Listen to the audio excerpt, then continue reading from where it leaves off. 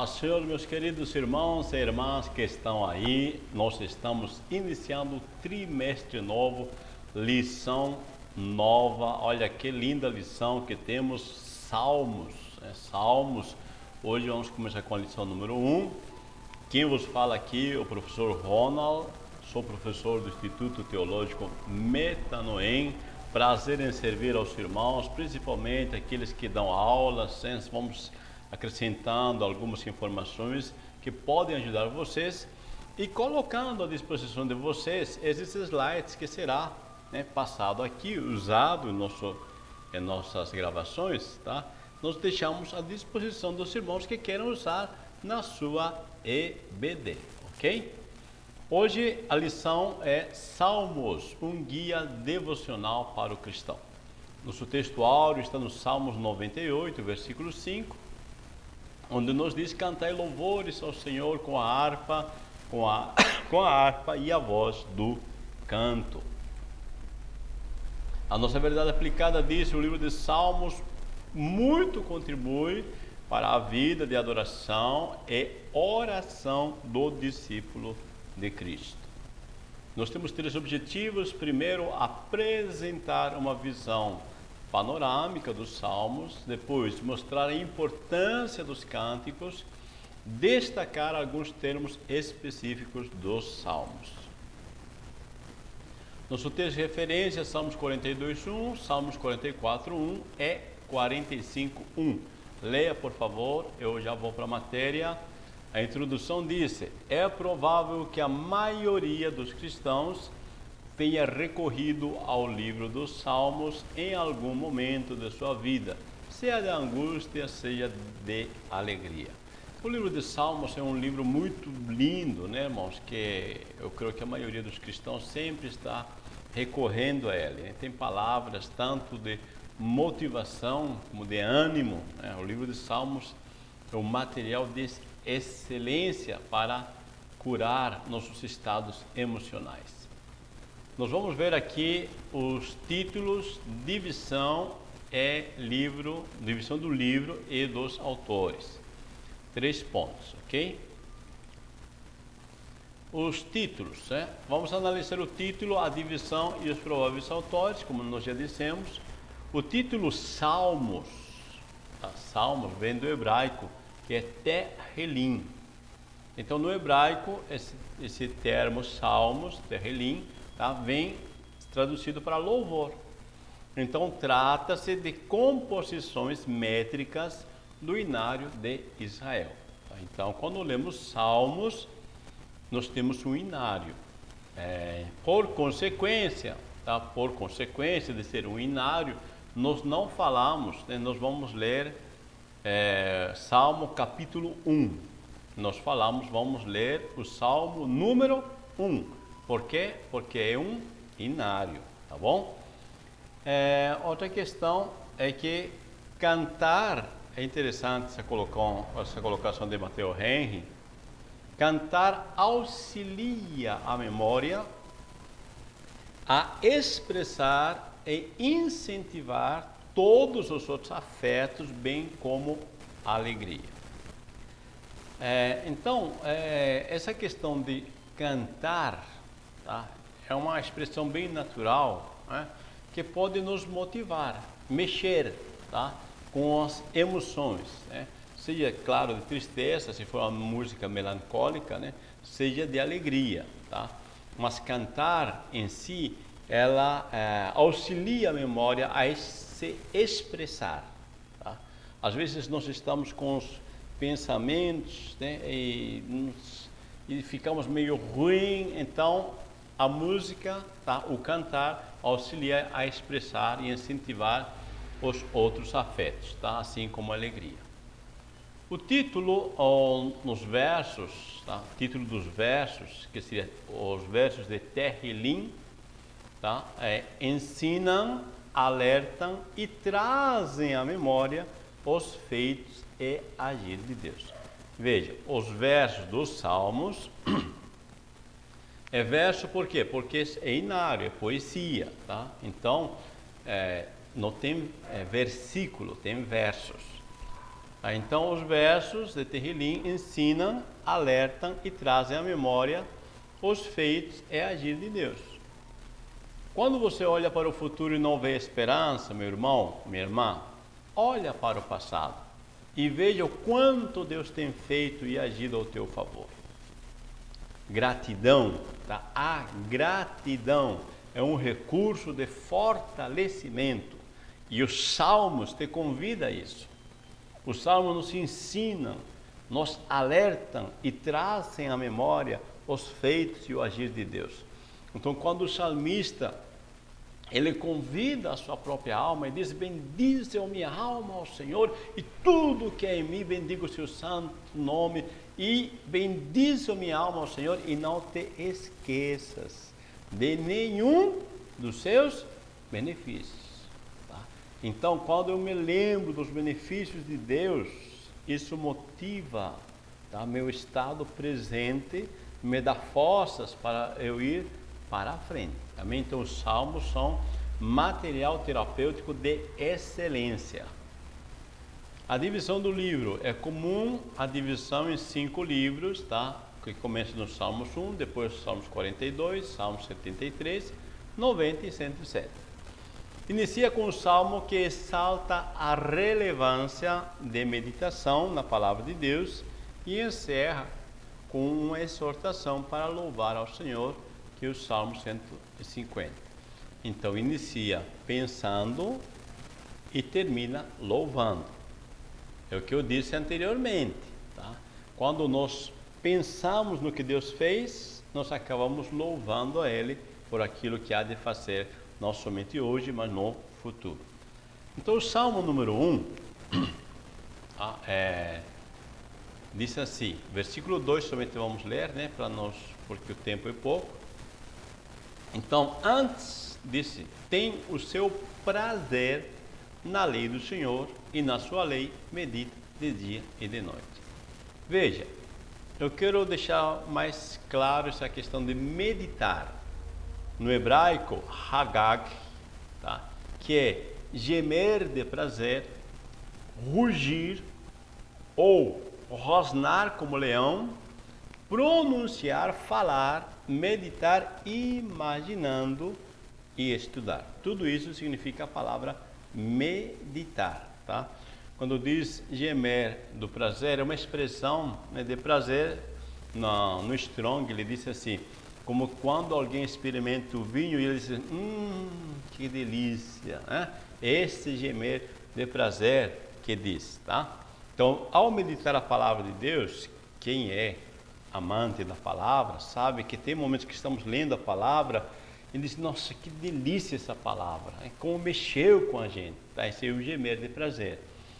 Rugir ou rosnar como o leão é quando nós estamos pensando na palavra e a palavra vem ao nosso encontro, nos motiva e nós somos capazes de levantar as mãos e dar um glória a Deus bem forte, né? E citar o texto bíblico que nos leva adiante. Tá? Então, meditar também provoca essa euforia, tá? E pronunciar, né? Ao meditar, nós estamos falando às vezes baixinho, tá? Seja audível ou seja meditando, né? Internamente, tá?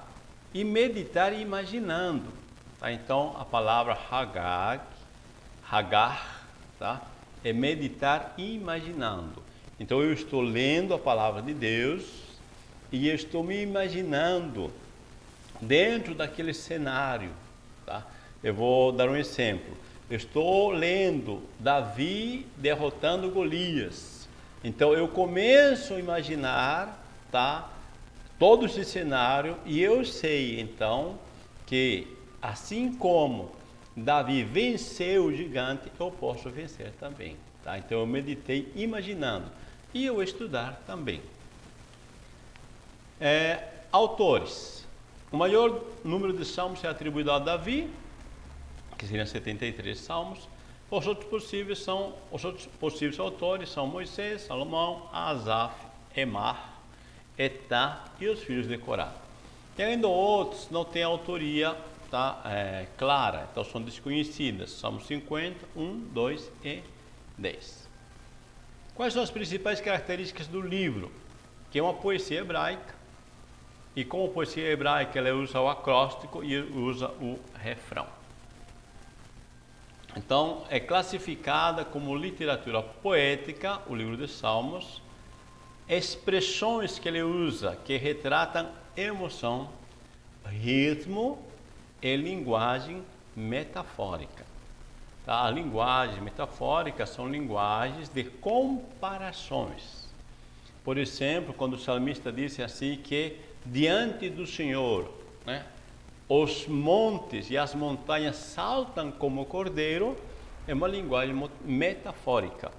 As montanhas não saltam como cordeiro, né? Elas não têm perninhas, tá? Mas ele está dizendo que quando ele olha para a montanha, você sabe que a montanha tem os seus altos, tem os seus baixos, ele diz, parece que cordeirinhos pulando. Eu vejo a ação de Deus, eu vejo que a natureza também se alegra com Deus, tá? Ele está falando dentro de uma literatura poética. E ele usa de recursos estilísticos, tá? Ele vai usar de recursos para transmissão e memorização da palavra de Deus. A poesia hebraica, ela não envolve rima de sons. Exemplo, aqui eu tenho uma poesia natural, né, brasileira, tá? E como a poesia ocidental, nós usamos a rima. Por exemplo, o autor, o pastor Laércio Santos, que ele escreveu: Senhor, te amo, és meu tesouro, maior que ouro. Ou seja, a palavra tesouro rima com o termo ouro, ok? Então isso é uma poesia que tem rima de sons. A poesia hebraica é diferente. Ela não tem rima de sons, mas tem rima de ideias. Exemplo, Salmo 5:1. Dá ouvidos às minhas palavras, ó Senhor. Agora, qual é a próxima parte desse verso que vai falar a mesma ideia, mas com outras palavras? Veja, atende a minha meditação. Quando diz atende, ou seja, dá ouvidos, né? A minha meditação, ou seja, aquilo que eu falo, aquilo que estou pensando. Então,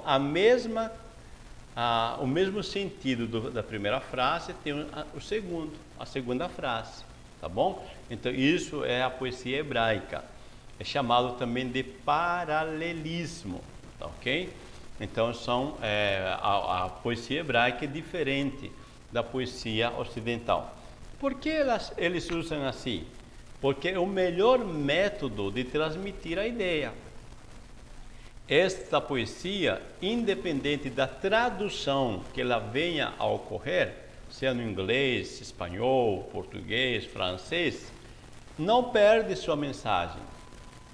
Diferente da poesia que tem rima, ela só se rima dentro da sua própria língua, tá? Que foi escrita.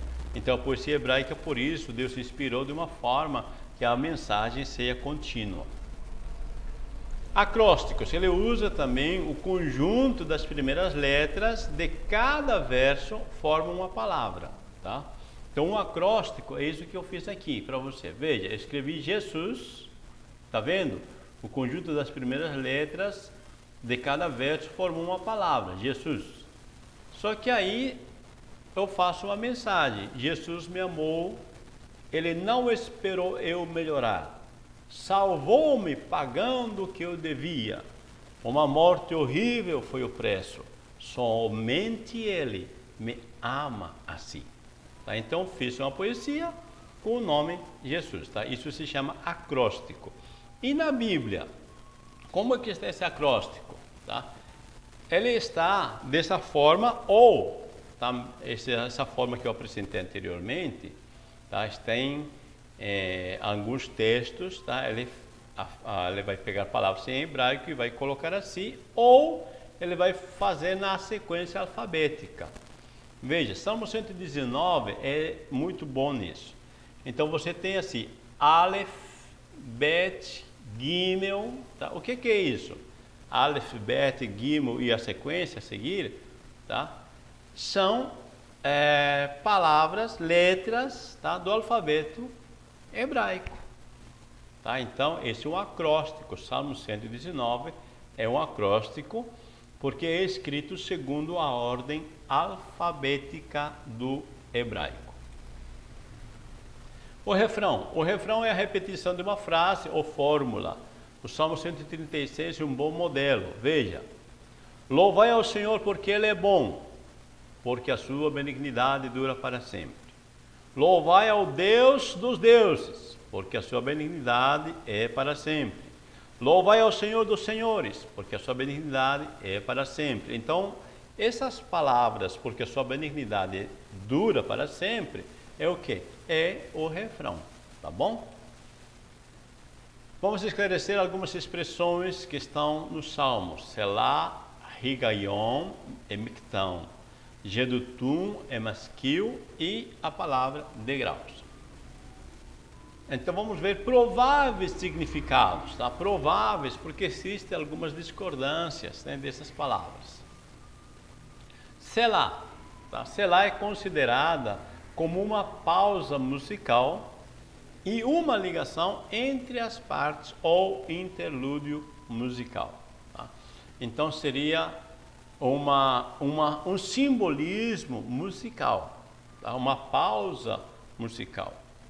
Essa pausa, ela, ao mesmo tempo que é pausa, construi uma ponte entre uma parte e a outra. Tá? Isso significa selá. Higayon pode referir-se a um momento para meditação. São os pensamentos interiores fluindo continuamente ou sua meditação sobre a palavra de Deus e as coisas divinas. Tá? Ou uma oração mental que não expressa, apenas concebida na mente. Então, Higayon, tá, se refere a uns salmos, né, que é para meditação, né, para você alimentar, tá, a tua mente com a palavra. E Mictão seria também uma oração silenciosa. Jedutum e Masquil. Jedutum era das famílias dos levitas e habilidoso da música. É associado com louvores, profecias e instrumentos musicais. Tá? Então, Jedutum é uma pessoa. Masquil. Masquil pode referir-se a um salmo didático, de ensino. Literalmente se traduz dando instruções. Também pode se referir como um salmo eficaz, ou seja, que produz, né, resultados, tá? No caso, por ensinar, por dar instruções. Jedutum e Masquil. Masquil pode referir-se a um salmo didático de ensino, literalmente dando instruções. Também pode se referir como salmo eficaz. Bom, acabei repetindo, né? Tá, eu acabei colocando Masquil. Tudo bem. Por que eu coloquei esse aqui? Por causa do Salmo 32. Então eu repeti, mas o objetivo é o Salmo 32 aqui, que descreve as bênçãos do seu perdão, tá? Depois das dores da convicção, e deduz, por sua própria experiência, instruções e exortações a outros. Tá? Então, por suas próprias experiências, né, vai deduzir instruções e exortações a outro. Por isso chama Masquil. Tá? O salmista compreendeu, tá, todo o processo que aconteceu na sua vida. O Salmo dos Degraus, literalmente, é subir, ou ainda um cântico gradual, um cântico de peregrinação. Provavelmente eram cânticos entoados pelos peregrinos quando subiam para Jerusalém.